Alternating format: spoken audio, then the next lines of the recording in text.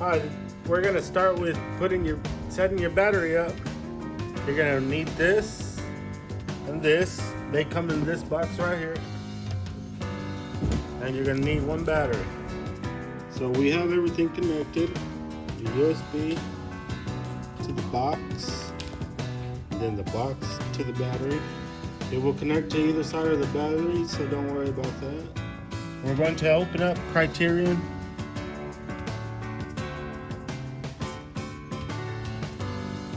Just give it time and it'll recognize the battery. And then we move to configuration.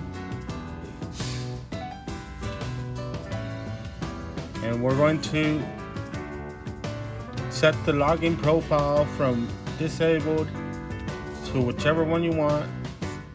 We like to do maximum duration. Set time. And then commit. And that's it. Your battery is ready to go. You can just exit out. Okay, your next step is to connect the magnetics and controller to the battery. In the toolbox, you'll find a Phillips screwdriver and these brass screws. It takes 4. Okay, so the battery and the controller only have one way to go. It won't fit the other one. We'll connect it. And then screw in your screws. Tight, but not too tight.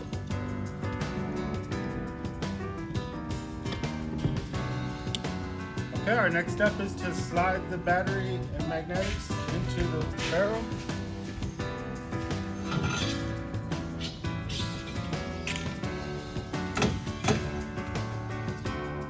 Leave this side out, and then you're gonna set this in. Make sure that this plastic piece right here is lined up and fits in perfectly.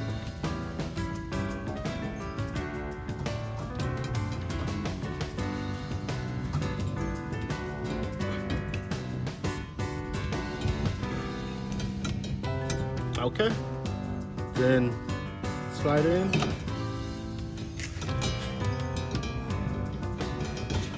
Okay, and you'll find this plastic piece in the toolbox, and this is going to go in on this side, and this open part right here, you're going to want to make sure that hole, you can see the hole right there. Okay, once it's in there, you're going to screw this side in. Next step, we're going to want to grab our laptop and grab our STU surface transceiver unit. We have everything laid out here, kind of self-explanatory. This is the power cable. We will connect it.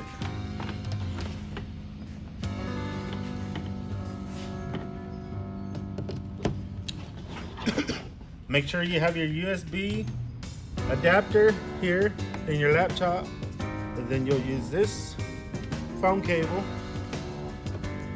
printer cable, connect from the STU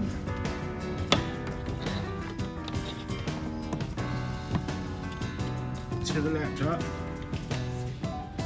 So you're gonna open up your laptop, open up Wildfire EM.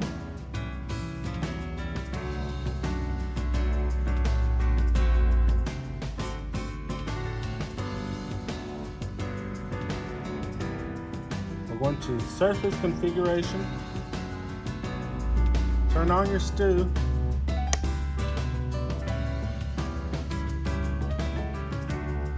And wait for confirmation right here. Everything seems good. Close that out. Now we're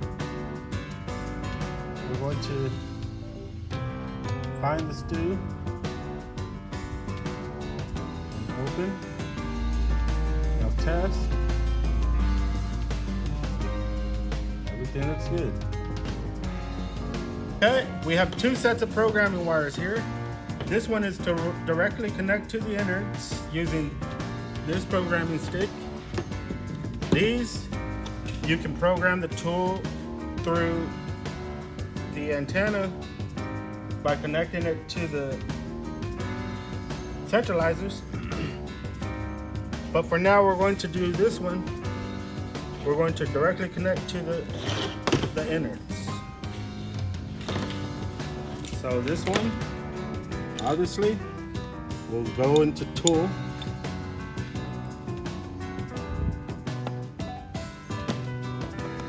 Okay.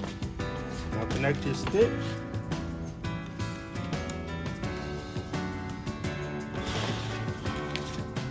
Now we'll remove the bull plug.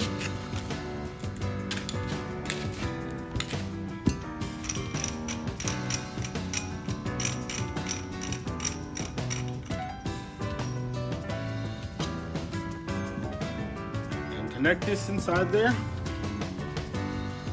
Make sure everything lines up. Okay, once we've connected it to the innards of the tool, we're going to come here to surface configuration again. Open up the port that it shows. Test it. COM port is valid, EM2 is communicating, and the sensor is communicating. Okay, and now we want to go to tool configuration, offset calculator. Grab your locking bolt from the toolbox and the level from the toolbox. Set the locking bolt in a little bit, screw it in. Set the level on top.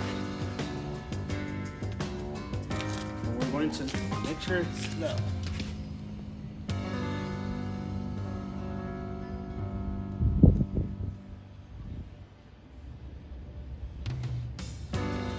Okay, and now come back to the computer, and we're going to set the offset. Okay, once you've done that, we'll go to sensor test, go to start here in acquisition. Okay, and then you can move it around and make sure that it's reading.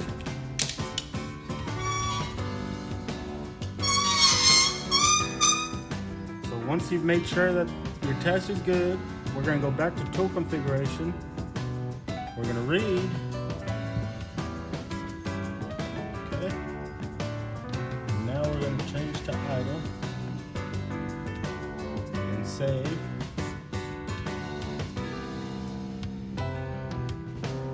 And now we'll go back to the surface configuration and close out the EM tool. And now you can undo this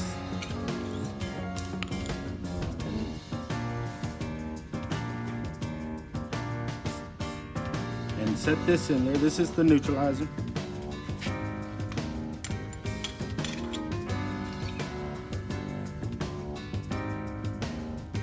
Once you feel it fall into place, unscrew it.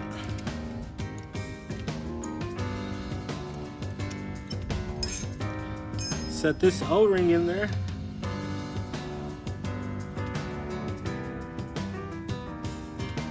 Put the bull plug back on.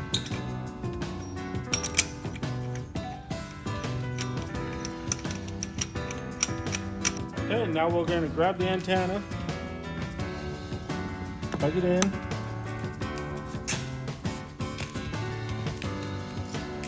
One goes here. The other goes here. So once you have those antennas connected, we're going to go to downlink now. And we're going to change it. We're going to leave it in enabled. Change idle to survey and tool face. Leave it at 12% and downlink. And send the downlink.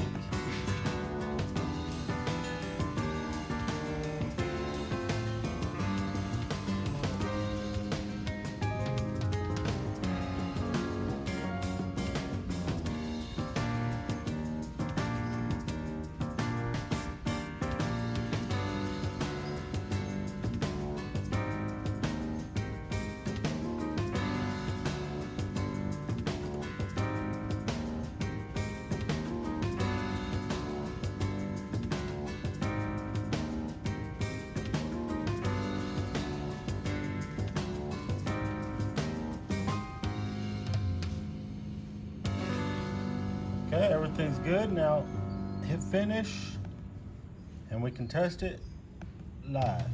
So once you're in live, you can go ahead and test it by tapping it, and you should get your surveys.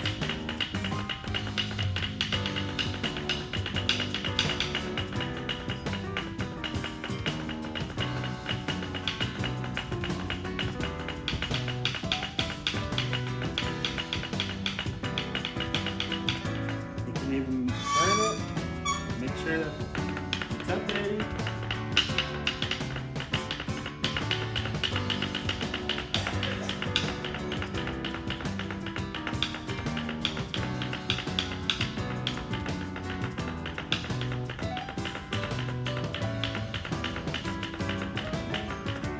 Okay, so once you've tested it and it works, we're going to go back to downlink and set it to idle, because you want it idle until it gets downhole.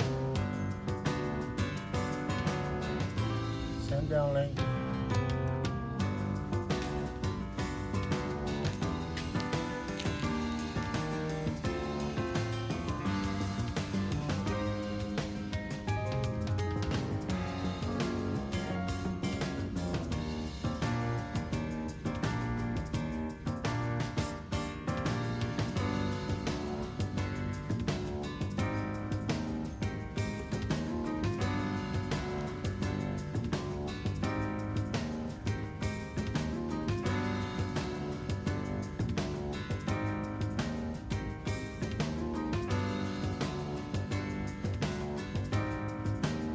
Okay, and now you can disconnect the antenna. So on this small antenna, you're going to put the 149 O-rings and the very small canted coil spring. And always on each antenna, the canted coil springs go in the middle and the O-rings go on the outside. Here in the middle, same thing. O-rings on the outside, canted coil springs in the middle. This is going to take the 153 O-ring, and then this one over here, and it's going to take the 243 O-ring, and that's only 2 spots. So for our tutorial, we didn't put these on, but we have to put them on now. These 3226s go on this one and that one.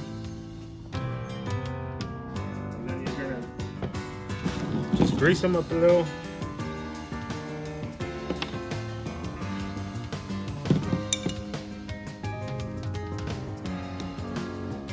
And put them in. We recommend you tighten it as you go. We didn't for tutorial purposes, but this is how you tighten it. And we recommend around 300 foot-pounds. We're going to set that back up. And then right here, you're going to tighten.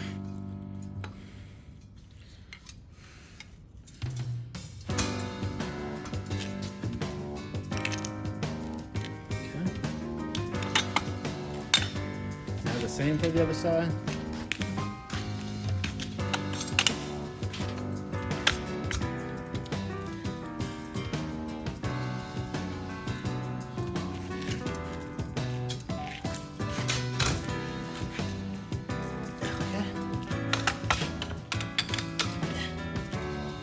Same here, maybe not 300 here, but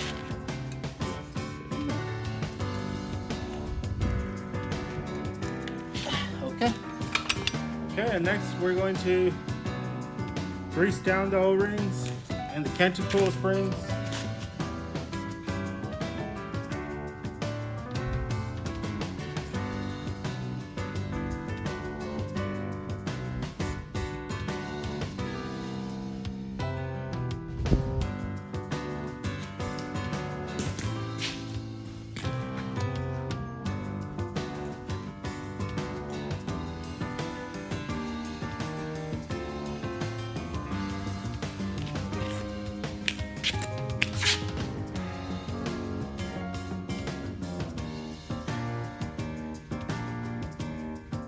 Okay, so to prepare to put the tool in the collar, we recommend you have these at the ready.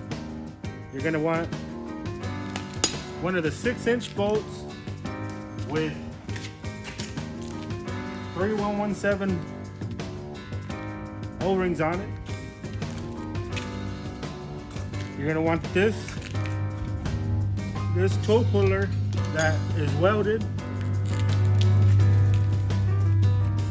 a torque wrench with the 1/2-inch drive on it, or a 1/2-inch Allen wrench,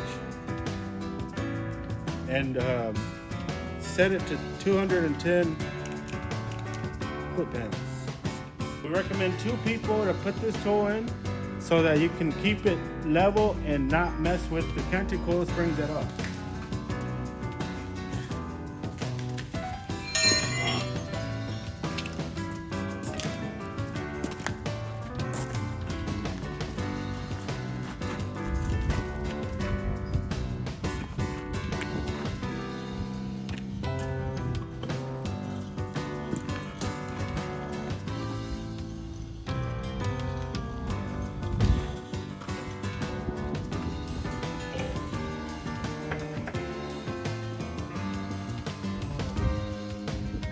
Put it in there. There's one, it'll only fit one way, so make sure you look in there. And then you're going to want to line up the holes. Okay, so you want these holes perfectly lined up, but you may have to hit it like so. Have this in here connected.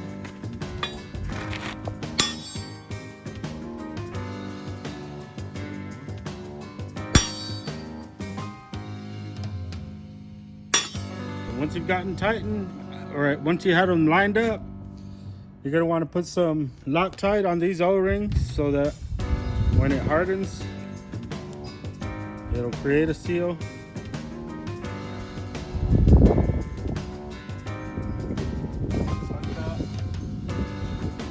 Drop that in there. Start tightening.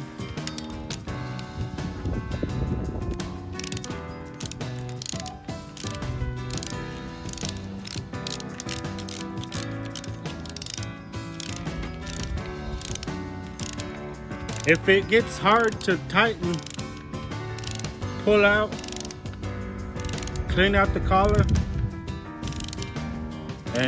or hit it forward more, but you don't want it to be too tight. And then 210. That's it. And once it's in the collar, we want to test it again. And you're going to connect one antenna to the pin end. You're going to wrap this metal strap around it and connect the other. We're already in downlink, but we're going to change it to steering, so the input face, downlink, and send the downlink.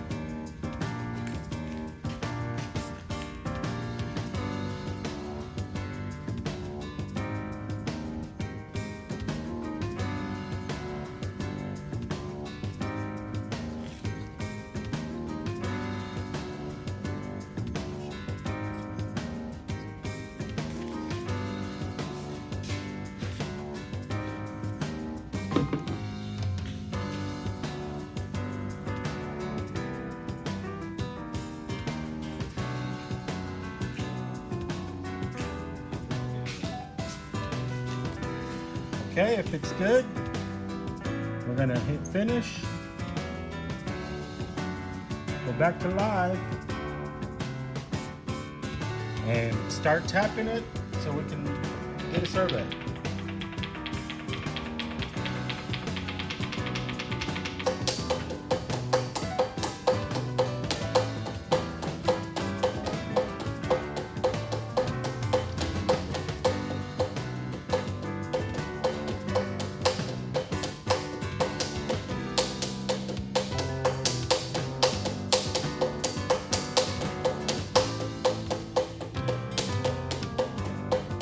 Okay, and we got our survey and it's good.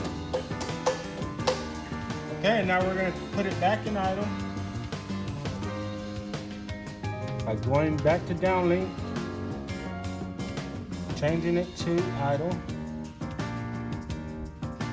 downlink, same downlink,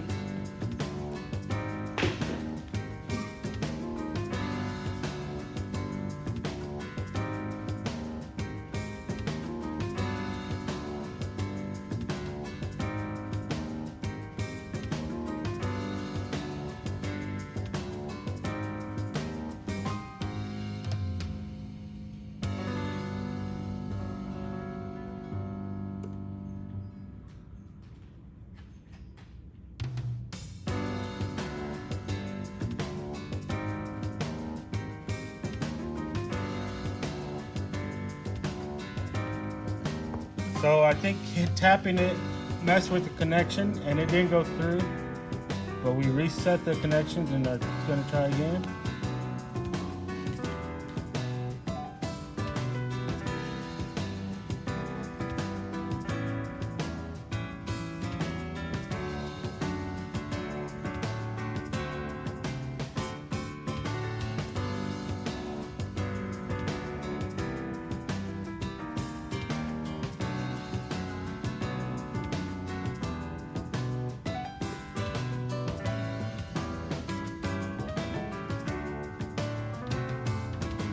Time it's gonna be good.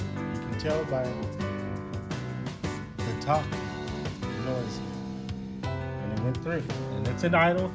And once again, we're gonna leave it in idle until it gets past the casing. Your antenna.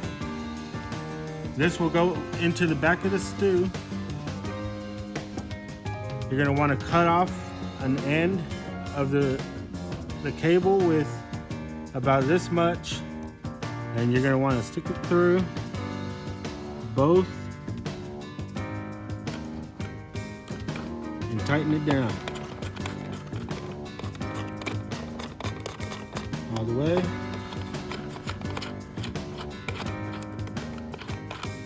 Same for the other side, just like that. Tighten it down. Okay. And now this will be to connect to your BOP or wellhead,